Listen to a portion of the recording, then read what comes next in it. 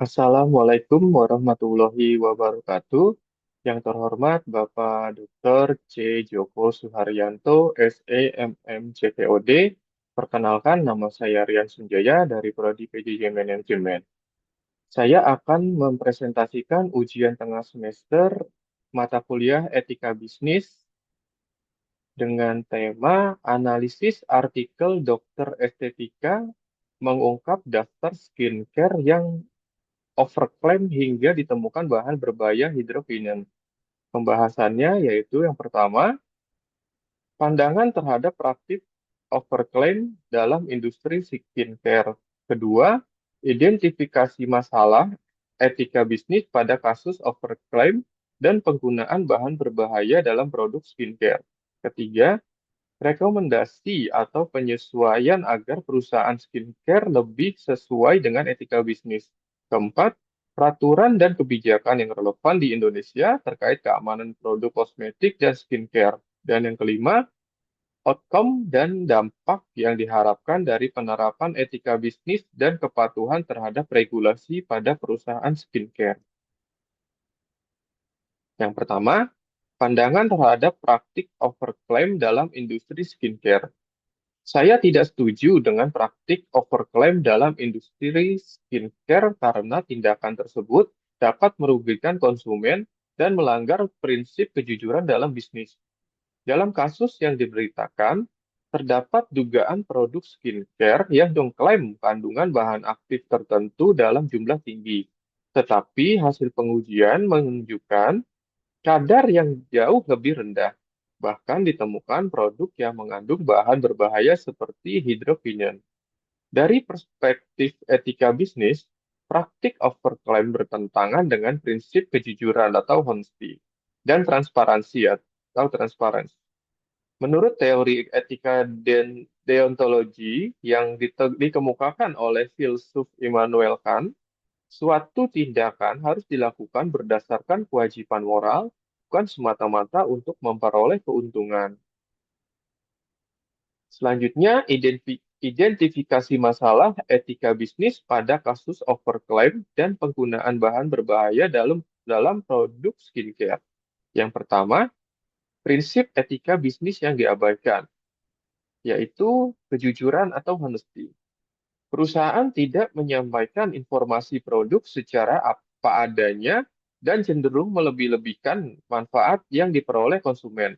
Selanjutnya, transparansi. Informasi mengenai kandungan, manfaat, risiko, dan keamanan produk tidak disampaikan secara terbuka dan jelas, cenderung melebih-lebihkan manfaat yang diperoleh oleh konsumen. Lalu, dari segi tanggung jawab atau responsibility. Perusahaan mengabaikan tanggung jawabnya untuk memastikan produk yang dipasarkan aman dan sesuai dengan standar kesehatan. Lalu dari segi keadilan atau fairness, konsumen dirugikan karena membeli produk berdasarkan informasi yang tidak benar. Selanjutnya, dari segi akuntabilitas atau accountability, perusahaan tidak menunjukkan pertanggungjawabannya yang memadai terhadap dampak yang ditimbulkan oleh produk yang dijual. Selanjutnya dari dampak terhadap konsumen, yang pertama ada dampak kesehatan.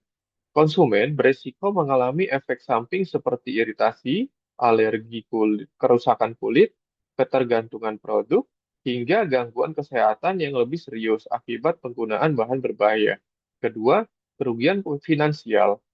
Konsumen mengeluarkan uang untuk membeli produk yang manfaatnya tidak sesuai dengan klaim yang dijanjikan. Ketiga, hilangnya kepercayaan. Konsumen menjadi kurang percaya terhadap produk skincare dan industri kecantikan secara umum karena sulit membedakan produk yang benar-benar berkualitas dengan produk yang hanya mengandalkan promosi berlebihan. Dan yang keempat, dampak psikologisnya, konsumen dapat merasa kecewa, tertipu, bahkan mengalami penurunan kepercayaan diri apabila hasil yang dijanjikan tidak tercapai atau justru menimbulkan masalah kulit baru. Rekomendasi penyesuaian agar perusahaan skincare lebih sesuai dengan etika bisnis. Untuk menghindari praktik overclaim dan penggunaan bahan berbahaya, perusahaan skincare perlu menerapkan prinsip-prinsip etika bisnis seperti kejujuran, transparansi, tanggung jawab, akuntabilitas, dan perlindungan konsumen. Berikut beberapa langkah konkret yang dapat dilakukan. Pertama, melakukan pengujian produk secara ilmiah dan menyeluruh. Sebelum dipasarkan, produk harus melalui serangkaian uji laboratorium, uji stabilitas, dan uji keamanan untuk memastikan bahwa produk aman digunakan dan memberikan manfaat sesuai klaim. Kedua, menyampaikan klaim produk secara jujur dan transparan. Perusahaan harus menghindari penggunaan klaim yang berlebihan atau menjanjikan hasil yang tidak realistis. Ketiga, memastikan kepatuhan terhadap regulasi. Perusahaan wajib mematuhi seluruh peraturan yang ditetapkan oleh regulator, termasuk terkait bahan baku, produksi, dan pelabelan. Keempat, memperkuat sistem pengendalian mutu atau quality control. Pengawasan kualitas harus dilakukan mulai dari pemulihan bahan baku hingga produk sampai ke tangan konsumen. Lalu yang kelima, meningkatkan transparansi informasi produk. Konsumen berhak mengetahui kandungan, manfaat, risiko, dan cara penggunaan produk secara jelas. Keenam, membentuk komite atau kebijakan etika bisnis. Perusahaan perlu memiliki standar etika yang menjadi pedoman dalam setiap aktivitas bisnis dan pemasaran. Serta yang ketujuh, menyediakan mekanisme pengaduan dan evaluasi konsumen. Masukan dari konsumen dapat menjadi alat untuk meningkatkan kualitas produk dan layanan. Selanjutnya, peraturan dan kebijakan yang relevan di Indonesia terkait keamanan produk kosmetik dan skincare. Di Indonesia, pengawasan kosmetik dan skincare dilakukan oleh Badan Pengawas Obat dan Makanan atau BPOM melalui berbagai regulasi yang mengatur keamanan, mutu, manfaat, produksi, serta promosi produk kosmetik. Langkah-langkah yang harus dilakukan perusahaan agar mematuhi regulasi itu yaitu yang pertama, memastikan seluruh bahan baku sesuai ketentuan BPOM, memeriksa legalitas seluruh bahan baku, menghindari penggunaan bahan baku yang dilarang, dan memastikan konsentrasi bahan aktif sesuai batas yang diperbolehkan. Tujuannya yaitu menjamin keamanan produk yang dan menghindari pelanggaran regulasi. Kedua, perusahaan melakukan uji keamanan dan efektivitas produk. Sebelum produk dipasarkan, perusahaan perlu melakukan pengujian laboratorium, uji stabilitas produk, uji keamanan kulit atau dermatological test, menyimpan seluruh dokumen hasil pengujian yang bertujuan untuk membuktikan bahwa produk aman dan klaim manfaatnya didukung data ilmiah. Lalu yang ketiga, mengurus notifikasi BPOM sebelum produk dipasarkan. Mengajukan notifikasi produk, menyampaikan komposisi dan data produk secara lengkap, dan memastikan informasi yang diberikan sesuai kondisi produk sebenarnya, bertujuan untuk memperoleh izin edar yang sah dan meningkatkan perlindungan konsumen. Dan yang terakhir, yang keempat, menghindari overclaim dalam pemasaran.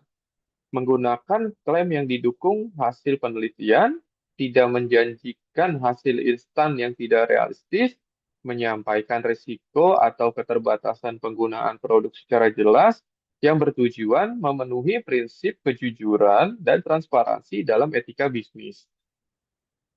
Outcome atau dampak yang diharapkan dari penerapan etika bisnis dan kepatuhan terhadap regulasi pada perusahaan skincare. Yang pertama, meningkatnya kepercayaan konsumen.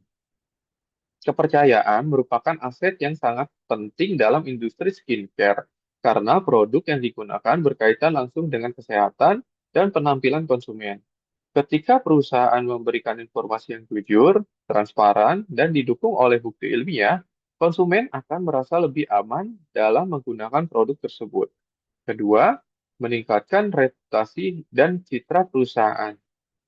Perusahaan yang konsisten menerapkan etika bisnis akan dipandang sebagai organisasi yang bertanggung jawab dan profesional.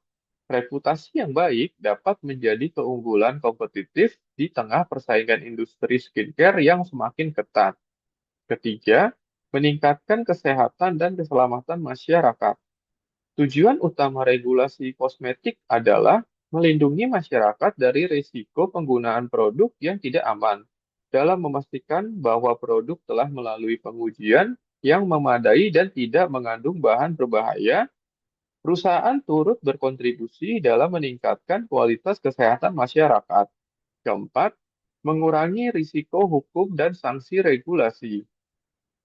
Perusahaan yang mematuhi peraturan pemerintah akan terhindar dari berbagai konsekuensi hukum seperti denda, pencabutan izin edar, penarikan produk dari pasar, hingga tuntutan dari konsumen. Yang terakhir, kelima, menciptakan keunggulan kompetitif yang berkelanjutan. Dalam jangka panjang, perusahaan yang beretika akan lebih mudah mempertahankan eksistensinya dibandingkan perusahaan yang mengandalkan promosi berlebihan atau praktik yang merugikan konsumen. Selanjutnya, kesimpulan dari hasil analisis presentasi dari Overclaim Skincare. Jika perusahaan skincare menerapkan etika bisnis secara konsisten dan mematuhi regulasi pemerintah, maka outcome yang diharapkan adalah meningkatnya kepercayaan konsumen, membaiknya reputasi perusahaan, meningkatnya kesehatan dan keselamatan masyarakat, berkurangnya risiko hukum, serta terciptanya keberlanjutan bisnis jangka panjang. Dengan demikian, kepatuhan terhadap etika dan regulasi tidak hanya memberikan manfaat bagi konsumen, tetapi juga menjadi strategi bisnis yang mampu menciptakan nilai dan keunggulan kompetitif yang berkelanjutan bagi perusahaan. Berikut adalah referensi dari hasil presentasi analisis Overclaim Skincare. Terima kasih. Mohon maaf jika ada kekurangan dalam penyampaian presentasi saya. Kurang lebihnya mohon maaf. Wabillahi taufiq wal hidayah. Wassalamualaikum warahmatullahi wabarakatuh.